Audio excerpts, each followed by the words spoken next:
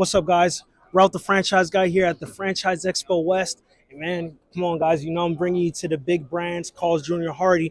I'm here with my guy, Brian. And Brian, I want to ask you a few key questions about this brand and how my audience can get into this brand and thrive within it. So first and foremost, I know the biggest question they have is initial investment. What does the initial investment look like? Yeah, so the initial investment, I mean, we're going to require a franchisee to have $300,000 liquid capital and $1 million of net for each store. Typically, we require, and we really want our franchisees to have a 3-store minimum on that. Okay. And the reason being, we want franchisees to have the ease of operations. You know, 1 store is very hard to operate. Yeah. 2 stores a little bit easier. Once you get to 3 and even 4 units, you get into that area manager phase where you can kind of step back a little bit and kind of figure out, okay, now do I want 20 stores or do I want to stay at my 3 to 4 stores? So we really want to get people to that that level. Got it. You know, and I always preach to my mentees a developmental mindset.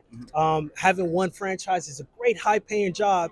Having 3 plus is you actually running a business. Yeah. So we went over initial investment. What does the franchise fee look like? Yeah, the franchise fee is a $25,000 franchise fee.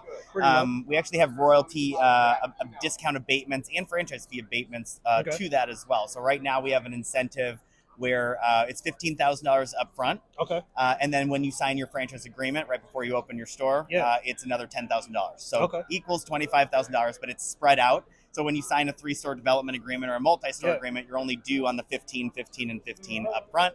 And then you save that capital for the 10 on when you open your store. We also discount our royalties today by 3% year 1, 2% year 2, and 1% year 3. Perfect. Same thing for our advertising. We discount at 3, 2, 1. And so your royalties on average are 4% usually. That makes it a 1% royalty year 1. 2% year 2, 3% year 3. And what does the brand fee or the marketing fee look like? I know we have 4% on the royalty. What is those? Yeah, so it ranges from 5 to 6% between both of our brands, Hardees and Carl's. Just depending on the brand.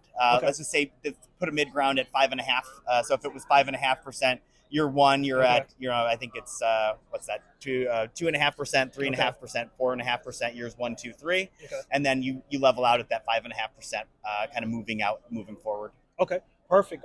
Another pain point for my audience is financing. Do you guys offer in-house financing, or do you have great affiliations with third-party financing? Yeah, so our affiliations, I mean, a lot of people want to work with us just being national brands. And so we've got a lot of people we can refer from affiliated brands or affiliated partners that, actually we're going to dinner with tonight. But certainly, no in-house financing that we offer. But we do try to think of opportunities that we can get our franchisees more or less from things that we can do, which is an incentive. And so, we do have different incentives that we offer in different parts of the year, some of which stated in our FDD.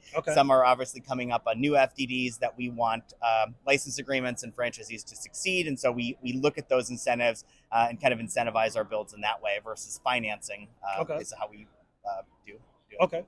Now, obviously, they're Carl's Jr. Hardees. You guys have a great market share.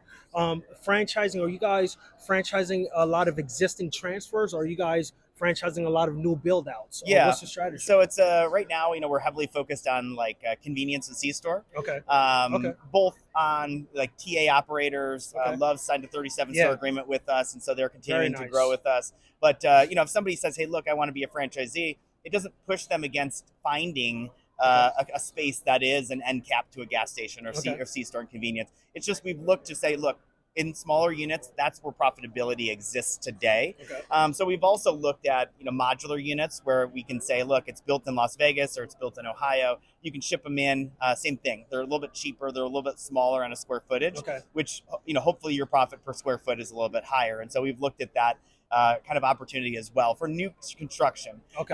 Also transfers, we've looked at some of our corporate markets and say, look, is there an opportunity to piece apart, a store or two, and then sell it with a 3-store or 4-store development agreement. So we've been successful at that, especially in the Hardees side of the business, where we can add units, add a franchisee, but we can also add additional future units upon successful stores that we know will be successful. So we've had a lot of both transfers and definitely new store growth. I think the one area we don't have is like the single store transfers. You know, we're trying to get there, but single stores are hard. I mean, mostly a single store usually will transfer between franchisee to franchisee, and then they don't hit the open market. So when we see packages, they're like 10-store packages, 32-store packages.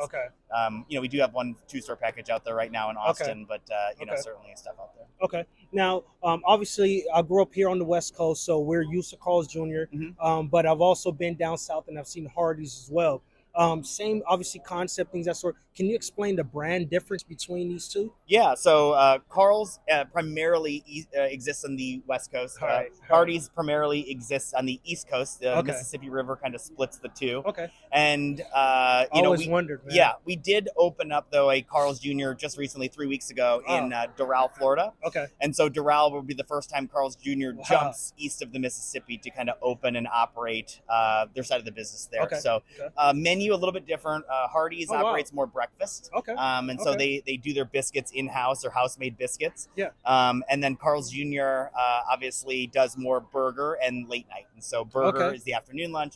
Late night is kind of where they're focused. But the advertising as well has changed, or we're separating the brands in advertising. So last year they were paired up together, Hardees and Carl's. Now you'll see them separately. Hardees will be individually. Carl's will be done individually as well. All right, cool, man. Never knew that, man, but great insight. I've always wondered that, especially from a franchisee perspective. Now, last thing, getting into the numbers, obviously one of the main things that a lot of people, a lot of the audience would like to know about is what's the AUV nationally? And if you can, split the AUV between Carl's and Hardees. I can. Most of it's in our FDD. I think is the 2024 FDD out yet? The 2024 FDD will come out in May. And so right now, I think it's a 1.4 on the Hardees side. I think it's about a 1.7 on the Carl's side on average. I think it also splits out our top 25% in the FDDs as well. I think Carl's will run with 2 FDDs this year, which will be a non-traditional FDD and a traditional FDD. We haven't ever broken it out like that before. So we're focusing more on the non-traditional side than ever before, and so we really want to focus our incentives and our builds on those FDDs, and why we're breaking out. Which is why you guys are dealing with more of the loves, the TAs, airports, universities, those non-traditional sites. Best, some of that stuff. Okay, perfect, man. Well, hey, guys, told you guys, man, we're going to get you the right information you need about these big brands. Yo, Brian, it's been great. Thank you for the insight. Carl's Jr., guys. Perfect. Thank you. Of course, you. man. Of course.